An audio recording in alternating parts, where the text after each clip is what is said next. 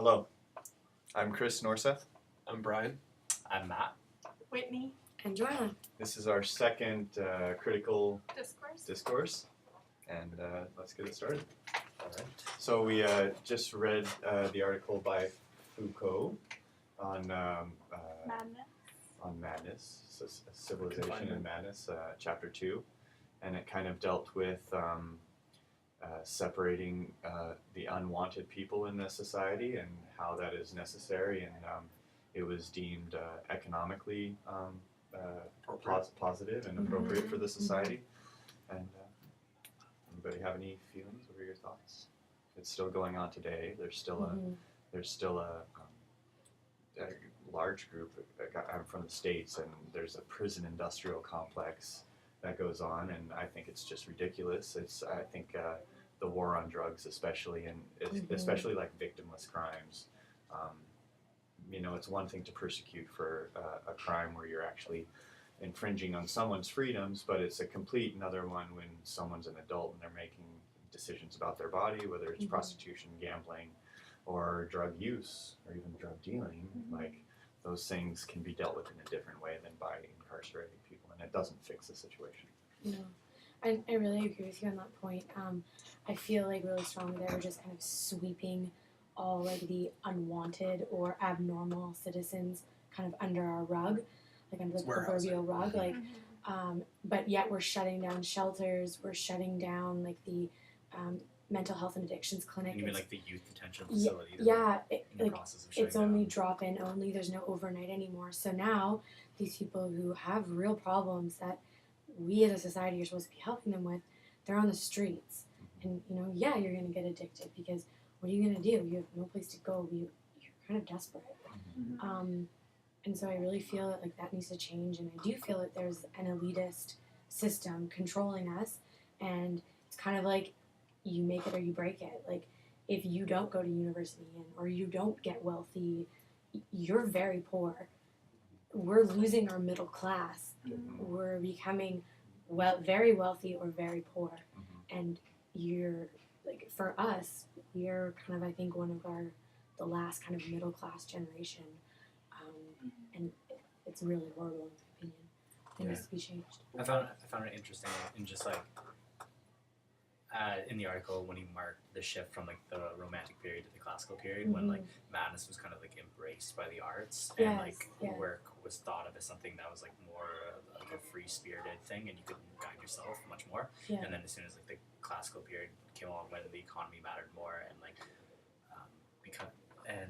countries were to become more industrialized, all of a sudden, like, if you're going against the grain of what was like the desired, like, homogenized culture for like advancement within this economy, then you needed to be like put away, and like not even in front of others. Like, you needed to be like put away and like shied away from I feel like that really society, and that still exists today in the same way. I think that really reflects that video we watched both with Ken Robinson yesterday, and about how schools are basically built in this industrial age, and it's based on the industrial system of assembly lines and productivity, and grouped together by bells and whistles, and you're grouped together by years, and that's how it's an easy way to put everyone through the grind, have everyone through the end.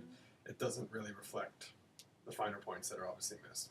We're past the industrial age. I think that's pretty obvious. I mean, we learn about that with globalization, right? I was thinking about like how Reverend Al was talking today too, because when you were talking about those who don't go to university or don't do something, and then there's the poor aspect. Well, those who are sick or mentally ill and who have the means get help, and it's not as like frowned upon. Like, if someone in university needs to go talk to someone or get like help from a therapist or a psychologist or something, but then those who are on the streets are then like looked at differently when they too need help. They too need the resources that we all have, but instead they're just labeled like addicts. And it's a cyclical cycle, and it doesn't. And there's going to be that feedback coming down the stream or down the line. There is no rug to sweep people or pollution under. It's like it's one system of humans, one systems of environment. So it will catch up with us. And that's kind of freaky. It's like, it's not a solution. It's just it's not really much of a Band-Aid. It's just like, we've talked about zeitgeist a little bit, and that's kind of like I guess an idealist option. But I think a lot of these drug users, and it's a socially constructed disease of addiction. Like it's a frustration felt at the way the system works. It's a frustration that you can't raise your social status. It's like communities, African American communities, in urban settings in the States. I keep going back to that. They're offered ways of getting out of the ghetto through drug dealing or sports or rap. Or, like those are the three main avenues I think that are kind of presented, or that they really feel like are viable options. Maybe they are also education. It's also an avenue, but if you're getting punked for like having books or like doing your homework, it's frowned upon to like get good grades in some communities and in some schools. So it's really difficult. I think it's funny building on that, kind of looking at the whole system the way it's built.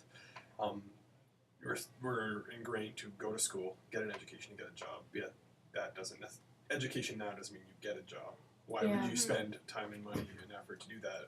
Where when you can be in these situations where it's easier to just sell drugs, and that's where there's a demand, and that's its own system. Totally.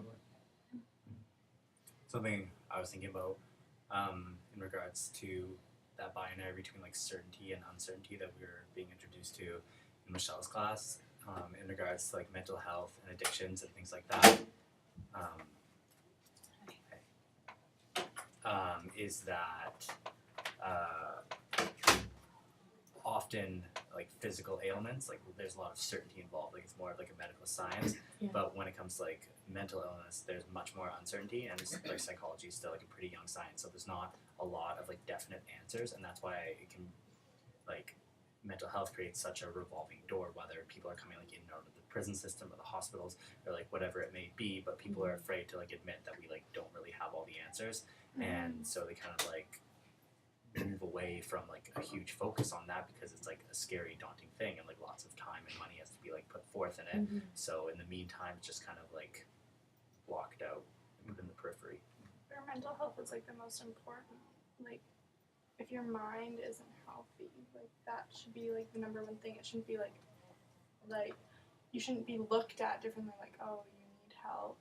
Because like if you break a leg, you get like you go to a hospital and you get help. So when your mind isn't fully like clear, like is it not? I've also heard depression called a rich person's disease, because if you're in Africa and you're in a developing country and you don't have your basic needs met, you're not thinking about what you don't have. You're just trying to get fed. You're just trying to be okay. So I've heard it called a rich person's disease, and I've thought about it in terms of suffering. Meaning it's not something you're actually it's real. But it's more of like relative suffering, whereas like there's absolute suffering in Africa where they don't have their basic needs. It's our idea of we compare ourselves to the celebrity culture and feel less mainstream. Yeah. I agree there, but I also feel like depression can occur with people all over the world. Yeah. I mean, what if you lose a child? You can go into a depression. For sure. And it's not relative. It's just not because of celebrity. Like I feel like depression can affect all of us. But I see what you're getting at. I wasn't necessarily saying I agree with that rich person's comment. That's just like a generalization, and I think there is some validity to. Because I think like ADHD, it's one of those maybe overdiagnosed. I don't know, but I mean, there's definitely real underdiagnosed, overmedicated. Yeah, underdiagnosed, overmedicated. Yeah. Probably. We have 30 seconds. So wrap it up. Any last thoughts? What's it going to take to change? Yeah, what's it going to take to change? How do we, like what? An evolution of thought. An evolution of thought. Yeah. So what Rev Al said, like I think just helping each other first, and then we should pick up the check. Yeah. Be the change we can. Okay, quick. Thanks.